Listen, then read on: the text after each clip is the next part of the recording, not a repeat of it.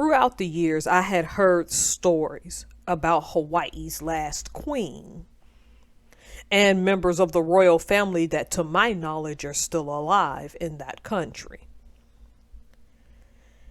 And when you look at what Hawaii has become, particularly I'm hearing stories that Honolulu, to some degree, is not as a pleasant place to visit as it once was. My journey of knowing what Hawaii is really like and how tourists have gone and disrespected and desecrated that island started in 1999 in boot camp when I served with a native Hawaiian. And she educated and informed me. Don't believe what you see on television, because what you see on television is not a reality of the suffering that local Hawaiians feel. And you have to remember, this is 1999, early 2000. I got to boot camp a week before Thanksgiving and then left a week after my 20th birthday in January 2000.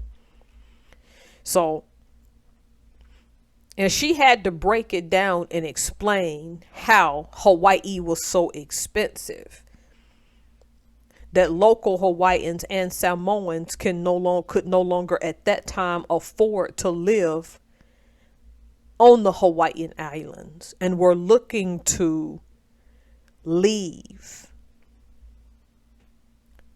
And throughout my life, even up till now, as recently as this is 2024, I would say 2021, I know of a person that's Samoan that had to leave Hawaii with his family to come to Washington State because it's too expensive.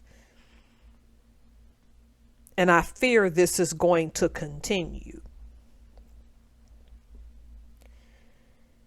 So I'd heard the stories of Hawaii's last queen. Can you imagine, as you're on your deathbed, watching your legacy being taken over by strangers? And to boot, when you look at old Hollywood films, the stereotypes associated with what was taken. That people saw you as a commodity to be taken over, and now strangers own more of your land than the people itself who are native of that land. Then you hear, well, Native Hawaiians and Samoans are mean to me, and y'all don't understand why. See, I'm proud of Lahaina, right? Because the one thing, the young woman at the time, we were both like between 18 and 20. I was 19 going on 20. I turned 20 in boot camp. And the one thing she relayed to me that you can feel in the hurt and the pain that the people of Lahaina feel is that Native Hawaiians and Samoans on that island are smart enough to know that these so-called now billionaires taking over posture and really don't give a crap about them. They gaslight these people so that they can continue to take their land and act like that's not what they're doing. See, people hide behind their wealth and make the mistake that the so-called poor people or people under them are too stupid to see what they're doing.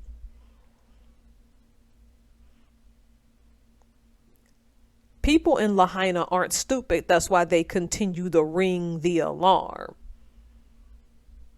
I'm glad this is making the news. Don't get me wrong, Hawaii is far enough out that it is expensive to bring commodities on that island. So I'm not disputing that aspects of Hawaii are expensive because of a conspiracy theory or real life, because in real life, it's expensive to take things to that island. So stuff is going to be expensive. But the ways in which you displace people from their own land who are native there, then gaslight them after their houses burn down by making them seem like they're a burden, is ridiculous. And as hurtful as this is going to sound to people in Lahaina, the local businesses have to allow tourists there to make up the money that they lost, because some of these businesses are owned by natives. I get that it's heartless that there are people walking around on beaches in their skimpy bikinis acting nonchalant, but to a degree that money is needed for the economy. What I'm arguing about is the fact that this article suggests what I've known all along, that once all that land burned down, they were just going to displace the people who bought those houses years ago and move them out of the way because they're more of a burden of so-called developers. Local leaders are going to always sell their own people out for stuff like this. And they're not going to care, because this is one of the worst natural disasters in Hawaii's modern history. But it's a money-making ploy for people who only care about their own ambition. It sucks and it's sad, but it's the way these people operate. And it's particularly sad that they had these nice houses and had this asset, only to be told, now we're trying to help you remove you, because they know if they remove you, they can go ahead and sell that land to someone else. Oh, but how dare these people fight for what's rightfully theirs? Oh, how dare them? Then these stupid billionaires and multimillionaires, let's raise money on behalf of such and such. Y'all got enough money to write them checks. You didn't want to. But you plenty wanted to sit there and take these people's land.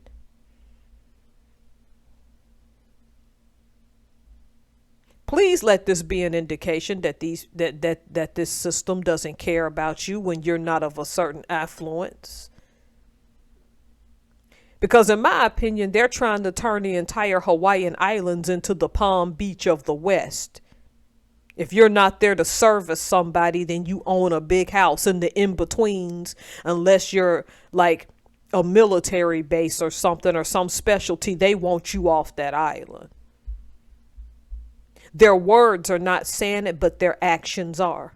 And the sad part, for this to exist, somebody done sold the locals out for this to exist. But you saw my title. See, why does what happened in Lahaina affect Puerto Rico? Because, see, we know in the capital city of San Juan, in certain spots, unless it's since changed, you can go down there on an American passport with American dollars and spend American dollars in certain spots and never have to do currency exchange. And since Puerto Rico is tropical and have beautiful places like Roatan, it would be nothing for these so-called Americas getting expensive, so we're going to move to Puerto Rico. Because to move down there, because there's a YouTuber, I cannot think of her name, have already made parallels. And when you see the parallels between what's happening in Hawaii and what's happening in Puerto Rico, it's scary. Because as these natural disasters happen and take out poor areas, they're going to continue to gentrify those places and make it easy for the wealthy and make those places more sturdy and never let those poor families go back. You sitting right now in Puerto Rico, you better consider that what happened in Lahaina and why these rich people don't care, and why they don't care about you being homeless and displaced, while they make room for people who now desire to live on your island. Years ago, I had been eyeing Puerto Rico to live there. And at around this time in 2023, I had met a naval officer at a special training that we were attending, where he was one of the assistants, and we were both standing outside waiting for the training to happen.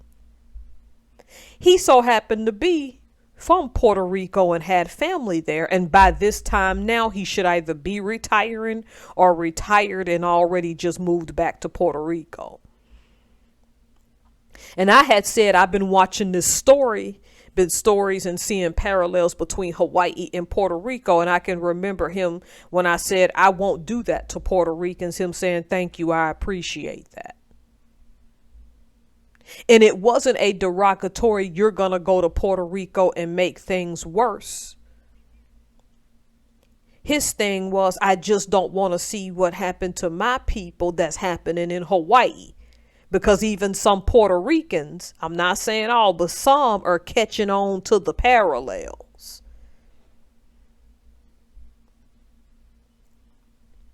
See, when mainland Americans go somewhere, they make things expensive everywhere else, whether you want to believe that or not. To some small degree, depending on where you go, you are the problem. This is an inconvenient video. I'm not saying not to travel to Puerto Rico, but come on now. After these natural disasters happen and they build up better, they're not building up better to help the local people. And the problem is because you're in their land and at a given time they can feel animosity. What you gonna do? That's an island. You can't jump in a car and drive off. You can only drive so far. The same for Hawaii. Look, I'm not a person that's violent. I'm not calling for no revolution. So whoever listens to this video, you need to listen in its entirety. I'm simply asking people who are listening to connect these dots. These people don't care about you. This is why this stuff is happening. And because they don't care, you're going to have to keep fighting, putting your face online, and organizing. Don't let San Juan become Lahaina. Because if it does, and you don't fight hard enough, there's a point of no return.